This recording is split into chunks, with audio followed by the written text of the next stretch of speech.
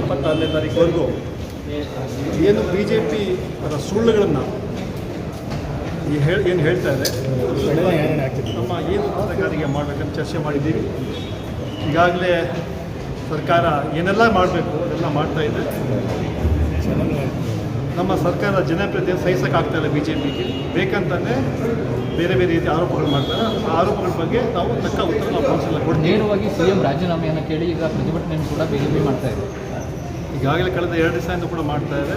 ಅದರಲ್ಲಿ ಏನು ಹೊರಲಿಲ್ಲ ರಾಜಕೀಯ ಪ್ರೇರಿತ ಪ್ರತಿಭಟನೆ. ಅದು ಇವತ್ತು ಸದನ ಇದೆಯಲ್ಲ, ಚರ್ಚೆ ಮಾಡಲಿ. It's a biggest forum. ಈಗ ಕೌನ್ಸಿಲ್ ಅಸೆಂಬ್ಲಿ ಚರ್ಚೆ ಮಾಡಲಿ. ಯಾವುದು ಕೂಡ ಈಗಾಗಲೇ ಕಮಿಷನ್ ಕೂಡ ನೇಮಕ ಹೈಕೋರ್ಟ್ ಜಡ್ಜಿ ಕೂಡ ದೇಸಾಯಿ ನೇಮಕ ಮಾಡಿದ್ದಾರೆ. ಅದರಿಂದ ನಮ್ಗೆ ಯಾವ ಹೆದರಿಕೆ, ಸರ್ಕಾರಕ್ಕೆ ಯಾವುದೇ ಹೆದರಿಕೆ ಇಲ್ಲ. ಸರ್ಕಾರ ಯಾವ ತಪ್ಪು ಕೂಡ ಮಾಡಿಲ್ಲ. ಮುಖ್ಯಮಂತ್ರಿ ಕೂಡ ಯಾವ ತಪ್ಪು. ಸರ್, ಈಗ ಪರಿಷತ್ ಸದಸ್ಯರಿಗೆ ಖುದ್ದಾಗಿ CM ಬಂದು ಸಭೆಯಲ್ಲಿ ಒಂದು ಸೂಚನೆಗಳು ಕೊಟ್ಟರು. ಅಷ್ಟೊಂದು ಗಂಭೀರವಾಗಿ ತಗೊಂಡಿದ್ದಾರೆ. ಪರಿಷತ್ನಲ್ಲಿ ಬರ್ಬೋದು. ಇಲ್ಲ, ಇವತ್ತು ನಮ್ಮ ಬ್ರೇಕ್ಫಾಸ್ಟ್ ಮೀಟಿಂಗ್ ಇತ್ತು.